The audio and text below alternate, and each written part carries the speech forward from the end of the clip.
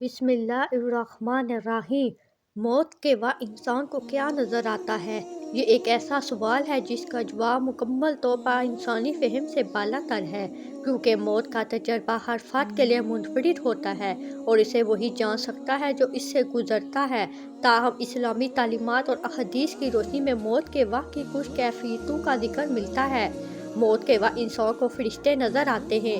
اگر وہ نیک انسان ہو تو اس کے پاس رحمت کے فرشتے آتے ہیں، اور اگر برے اعمال والا ہو تو عذاب کے فرشتے اسے دکھائی دیتے ہیں۔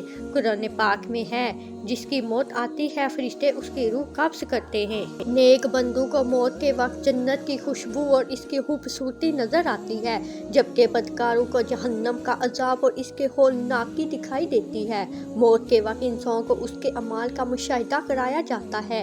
نیک اعمال والوں کو سکون ملتا ہے، جبکہ برے اعمال والے پریشان ہوتے ہیں۔ موت کے وقت انسان کی توجہ دنیا سے ہٹ کر آخرت کی طرف ہو جاتی ہے۔ اس وقت وہ اپنے رب کو یاد کرتا ہے اور اس کی رحمت کی امید رکھتا ہے۔ موت کے وقت روح کو جسم سے نکالا جاتا ہے، جو ایک تکلیف دہ عمل ہو سکتا ہے۔ احادیث میں آیا ہے کہ نیک بندوں کے لیے روح نکالنے کا عمل آسان ہوتا ہے، جبکہ گناہ گاروں کے لیے یہ بہت مشکل ہوتا ہے۔ موت کے وقت شیطان انسان کو گمراہ کرنے کی کوشش کرتا ہے، لیکن ایمان والے اس کی چالوں سے بچ جاتے ہیں۔ موت کے وقت انسان کو دنیا کی محبت، رشتے اور مال و دولت سے جدائی کا احساس ہوتا ہے، جو کچھ لوگوں کے لیے تکلیف دہ ہو سکتا ہے۔ اللہ تعالیٰ نے قرآن پاک میں فرمایا، ہر جان کو موت کا ذائقہ چکھنا ہے اور تمہیں قیامت کے دن تمہارے اعمال کا پورا بدلہ دیا جائے گا۔